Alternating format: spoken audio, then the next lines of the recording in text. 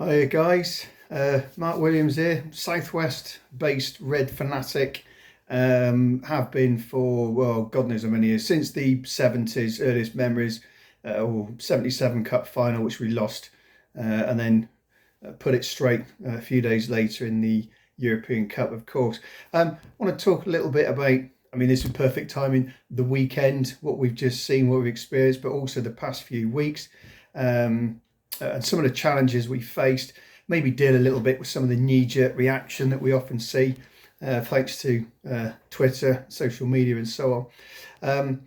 I think in terms of, yesterday, I think the performance was much better. I think attacking, we look at threat, much more of a threat going forward with the movement, just that pace. I thought Trent shown a bit more form and appetite and accuracy going forward.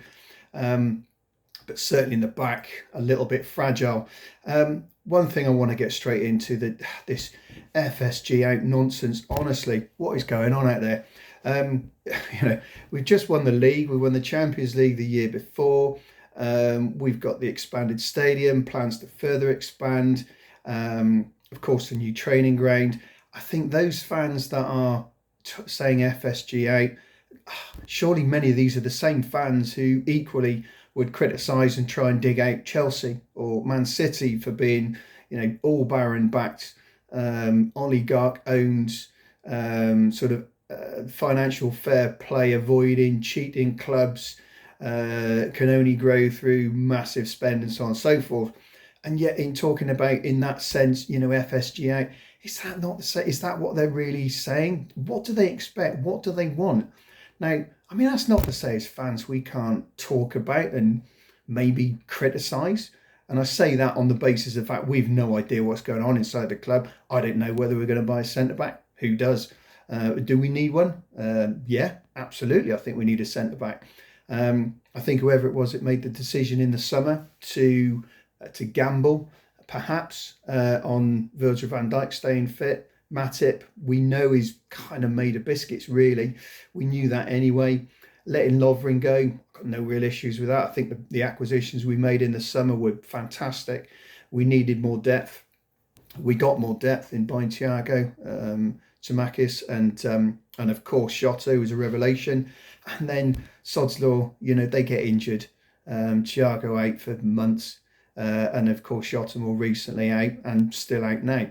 And that showed, I think, in the inability to sort of rotate that sort of quality that I think we need in the forward areas. With Jota fit and firing, it looked as though it was keeping the other three guys on their toes a little bit. That hasn't happened.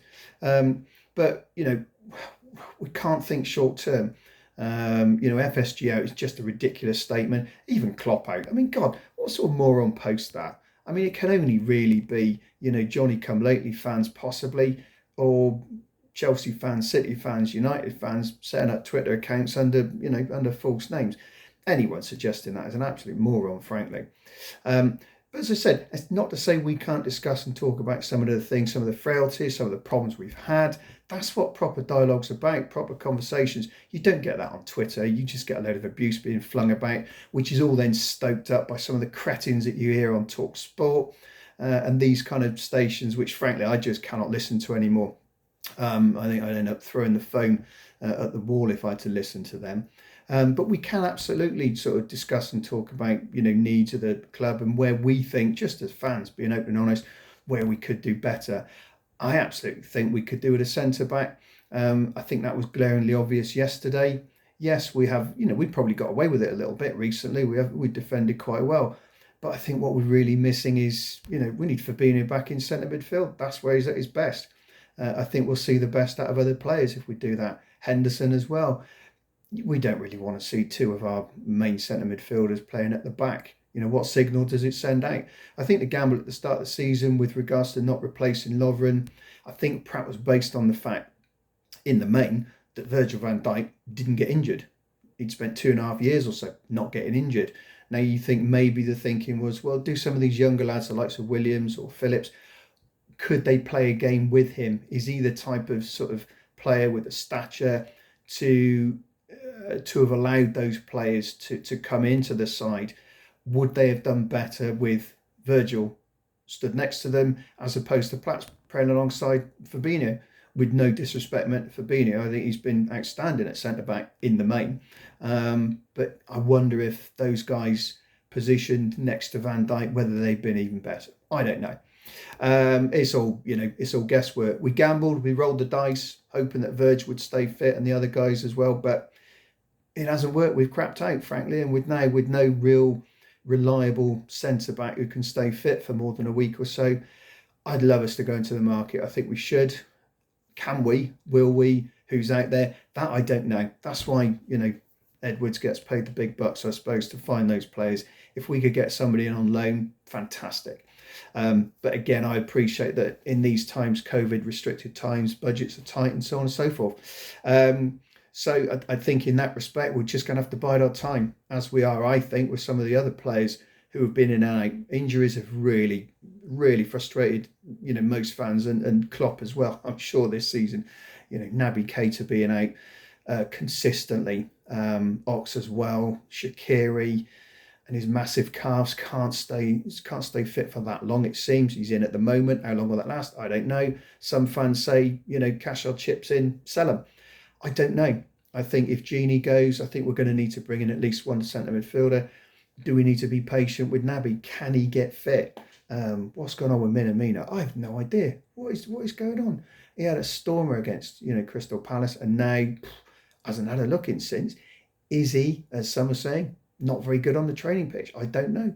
Some of the players, waxed lyrical about him when we played against him. And since he's come in, he hasn't really kind of kicked on.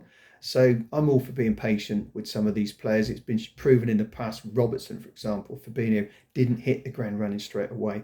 But at some point in time, maybe we do make that call. I don't know. But whatever happens, still remain firmly behind Klopp and the board and the owners until such time as they suggest that they can't be sort of given that sort of slack. So anyway, hopefully this is enough for you guys. Always love talking about Liverpool. Could probably go on for a lot longer, but I'm sure you got a load of stuff to wade through. So I'll cut it short there and see where we get to. Catch up soon, guys. All the best. Bye.